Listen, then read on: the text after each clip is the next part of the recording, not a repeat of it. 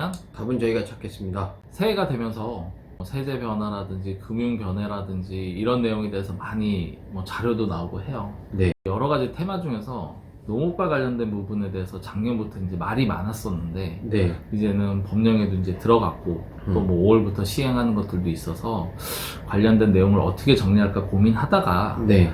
정부에서 어떤 기구를 설치를 해서 그 기구를 통해서 어떤 관리 감독을 한다라는 내용을 이해한다면 농지와 관련된 혹은 농업법인 혹은 농민들과 관련된 사항들이 어떻게 바뀌는지 이해하고 필요하다면 준비할 수 있는 시간을 가질까 하는데 농지위원회라는 게 설립이 된다고 해요. 네. 맞습니다. 내용을 봤더니 시군구청에다 설치를 해서 농취증 심사라든지 즉 농지를 취득하는 거에 대한 심사부터 네. 그 다음에 농업인들이 농지를 어떻게 이용하고 있는지 실제 농사는 짓고 있는지 다른 용도로 쓰지는 않는지를 점검을 하겠다고 합니다. 네. 근데 기존에도 비슷한 기구들이 있기는 한데 이렇게 위원회까지 설치한다라는 것은 관리 감독을 강화하겠다는 의미로 보여요. 그냥 일자리 창출 아닌가?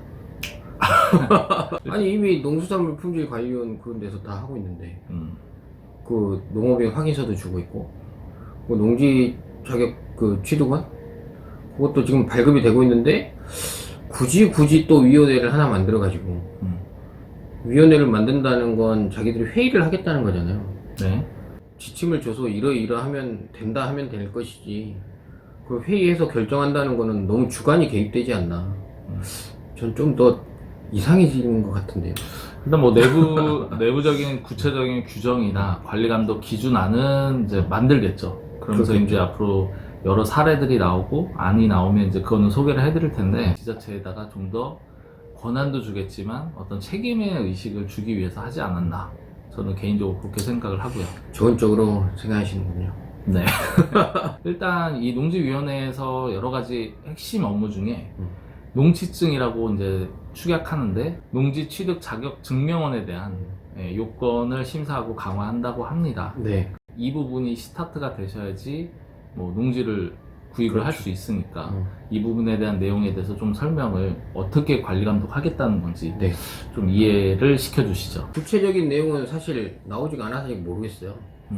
근데 일단 여기서 하겠다는 거는 직업, 그리고 영농 경력, 영농 거리 그런 거를 작성해가지고 증명 서류를 제출하라는 거예요. 네. 내가 이렇게 하겠다는 이제 이력서처럼 제출하면 그 서류를 가지고 심사를 하겠다는 거고, 만약에 서류가 거짓말이면 뭐 과태료도 부과하겠다는 거고, 농지 취득 자격 증명을 줄지 안 줄지를 보겠다는 건데, 이제 구체적인 내용은 사실 저희도 알 수가 없습니다. 네. 이런 일들을 하겠다는 건데 어쨌든 규제가 하나 더 생긴다. 저는 이렇게 좀 보고 있고, 그 지금까지는 그냥 어떤 일을 하고 있든 농지를 해서 농사를 하겠다는 계획을 넣으면 자격증은 사실 나왔잖아요. 그렇죠. 농지를 취득할 수 있게는 해줬었는데 이제 굉장히 엄격해지지 않을까. 이게 5월 달부터 시행되는 것 같아요. 올해 5월부터. 내가 농사를 짓고 농업 목적에 쓰겠다라고 하면 사실은 지금까지는 큰 틀에서는 문제가 없었는데 정말 이 사람이 그럴 만한 자격이 있는지를 좀 더 심사하겠다는 내용으로 들리고요. 일단 농취증 발급이 애로가 있는 좀 케이스들이 있어서 말씀을 좀 드릴게요. 농지 같은 경우에는 농지 상태에서 부동산 이전이 돼야 되는데 네. 농지 상태로 쓰지 않는 경우에는 농취증 발급이 거절되는 경우가 종종 있습니다.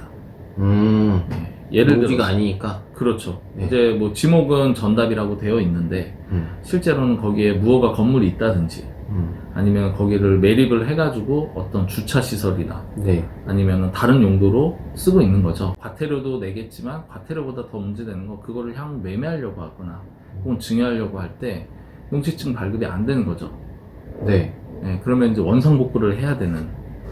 아, 무허가 건물 없애야 되네요. 그렇죠. 무허가면 없애야 되고 농지도 농지 상태가 아니고 포장을 했다든지 그러면 그거를 다 정리를 해가지고 복토를 해야 된다든지 그런 비용이 또 발생할 수 있기 때문에 네. 임대를 주거나 농지의 목적이 아닌 내용으로 사용을 하고 있는 분들 같은 경우에는 어떤 소유권 이전을 하는 과정에서 사전에 그런 부분을 확인하셔야 됩니다. 특정한 사례로 농지를 상속받는 경우 네. 농지 이용 실태에 따라서 강제적으로 팔아야 되거나 보유를 할 수 없는 경우가 있기 때문에 그 네. 부분에 대해서는 다음 영상에서 네. 한번 말씀을 드리도록 하겠습니다.